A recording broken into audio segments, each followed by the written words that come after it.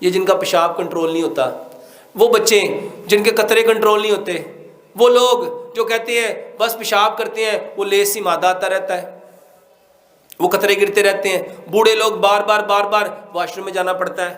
میرے محترم بھائیوں، اگر اس میں کھجور اجوا کی کہیں آ جائے تو یقین جانو شوگر کے مریض بھی کھائیں، اور سب کو طاقت ہی چاہیے، تو طاقت کی چیزیں یہ ہے۔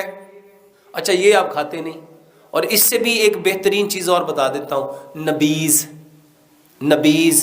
نبیذ کیا ہے؟ پانی کا ایک گلاس لو، نبی صلی اللہ علیہ وسلم کے ہاں نبیذ بہت ساری چیزوں کا بنایا جاتا ہے۔ نبی صلی اللہ علیہ وسلم کے ہاں کھجور کا نبیذ تھا، انگور کا نبیذ تھا نبی صلی اللہ علیہ وسلم کے ہاں۔ اس کے علاوہ بھی میرے محترم بھائیوں، یہ جتنی چیزیں ہیں، اور میں تو ایک نبیذ کہتا ہوں یہ سارے بنا کے پیا کرو۔ 10 بادام لو، 5 کھجوریں لو، 1 چمچ اس میں کشمش ڈالو، 1 چمچ اس میں سفید تل ڈالو، 1 چمچ اس میں چاروں مغز ڈالو، اور 1 چمچ خشخاش کا ڈالو۔ اور خاص طور پہ بوڑھے، یہ جن کا پیشاب کنٹرول نہیں ہوتا، وہ بچے جن کے قطرے کنٹرول نہیں ہوتے، وہ لوگ جو کہتے ہیں بس پیشاب کرتے ہیں، وہ لیس سی مادہ آتا رہتا ہے، وہ قطرے گرتے رہتے ہیں، بوڑھے لوگ بار بار واش روم میں جانا پڑتا ہے۔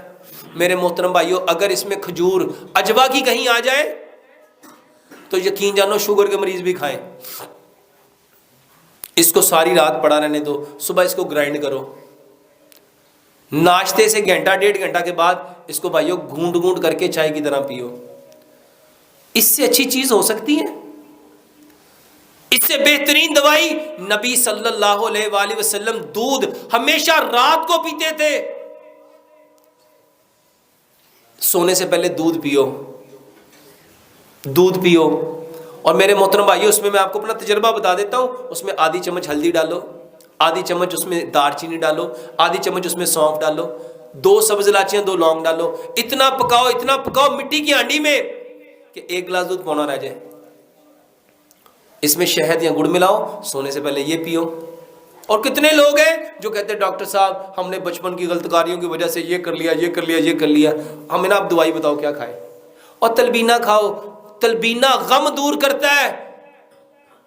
حضرت عائشہ صدیقہ رضی اللہ تعالیٰ فرماتی ہیں ہمارے ہاں جب کوئی بیمار ہوتا تھا تلبینہ چولہوں پہ چڑھ جاتا تھا، اور اس وقت تک نہیں اترتا تھا جب تک یا وہ مریض ٹھیک ہو جاتا تھا یا وہ اللہ سے ملاقات کر لیتا تھا۔ تو کیا کھانا چاہیے ہمیں؟ تلبینہ کسے کہتے ہیں؟ جو کا دلیا، جو کا۔ میں آپ کو ایک ایسی طاقتور چیز بتاتا ہوں، واللہ آپ کا 14 طبق روشن۔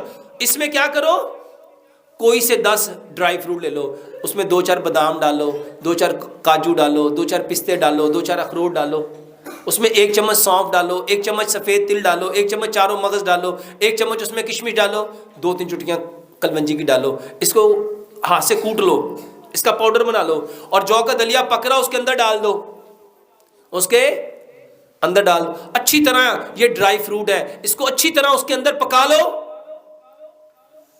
اور 10 پھل لو، کیلا لو، سیب لو، امرود لو، آج کل کیوی آئی ہوئی ہے وہ لو، چیکو آیا ہوا ہے وہ لو، پپیتے کے 2-4 چمچ لو، انار کے 2-4 چمچ لو، انگور کے 2-4 چمچ لو۔ اس میں میرے محترم بھائیوں یہ جو کھجور ہے یہ 5-7 کھجوریں لو، اس کو کیا کرو، اس کو گرائنڈ کر لو۔ جب جو کا دلیا پک کے نیچے اتر جائے میرے محترم بھائیوں یہ جوس اس کے اندر ڈال دو، اس کو اچھی طرح مکس کر لو، اس کو ٹھنڈا کرو، صبح بھی کھاؤ، دوپہر بھی کھاؤ، شام بھی کھاؤ۔ بتانے والے کون ہیں؟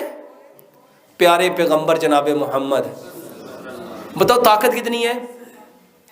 یہ جتنی لوگ مجھے یہ کمزوری اچھا درد ہوتی ہے تو یہ تلبینہ نہیں کھائیں گے، کیا کھائیں گے؟ ڈاکٹر صاحب درد کی دوائی دسو۔